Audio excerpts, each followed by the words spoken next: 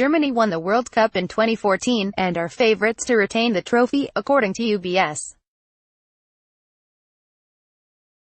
Getty Images, London. Every 4 years, the world watches in awe as 32 teams from around the globe take part in the FIFA World Cup, perhaps the biggest sporting occasion on the planet. The World Cup comes replete with a number of storied traditions, England fans wildly overestimating their team's chances of victory, a German win on penalties, and at least one lowly minnow nation shocking us all by performing well, to name just a few.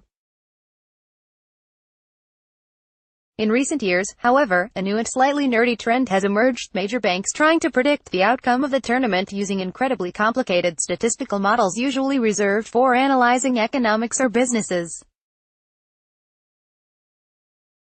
Several lenders, including the likes of Goldman Sachs, now engage in this tradition, and with less than a month until the start of the tournament, the first forecast of 2018 has been released by Swiss bank UBS.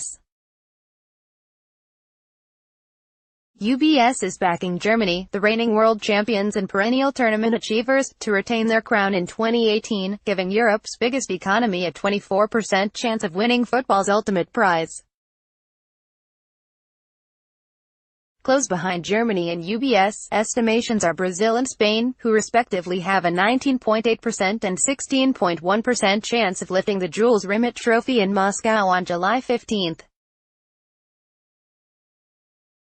Perhaps shockingly for many England fans, after decades of disappointment at major tournaments, England are the fourth favourites for the Cup, according to UBS modelling, although they have a paltry 8.5% chance of winning. England has a balanced team, an attribute that complements teamwork and can transform a successful team into a future champion, Mark Hafala, Chief Investment Officer at UBS Global Wealth Management, said in a statement. At the other end of the scale, it is bad news for Panama, Egypt, Tunisia, Costa Rica, and Saudi Arabia, all of whom have literally zero chance of being crowned champions, according to the bank's analysts. You can see a full table of probabilities below. Note that UBS included Italy, which failed to qualify, in its model as a courtesy to the great footballing nation. UBS created its predictions by inputting a series of variables, including the yellow ranking of teams, which is an objective measure of how good they are, into a statistical model, and then running that model through a so-called Monte Carlo simulation.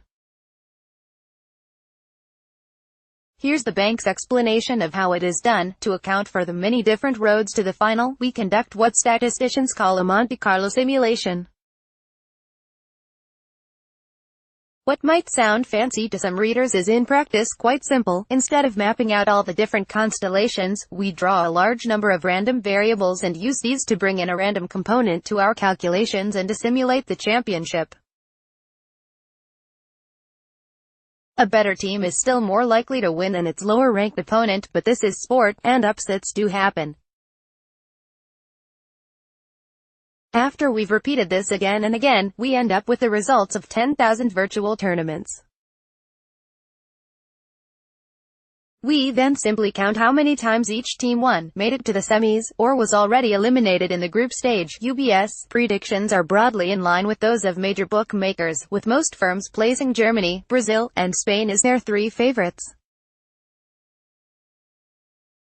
While major banks have taken to trying to forecast major tournaments, their records aren't exactly stellar. Goldman Sachs is particularly poor, with the bank getting the winner wrong for both the 2014 World Cup and the 2016 European Championships. In 2014, Goldman predicted a Brazil win, only to see the hosts humiliated by Germany in the semi-finals, while in 2016, hosts France were tipped for greatness, but lost 1-0 to Portugal in the tournament's final. Goldman did, however, argue that during the 2014 World Cup it had predicted the winner of every match in the knockout stage except for the 7-1 semi-final between Germany and Brazil.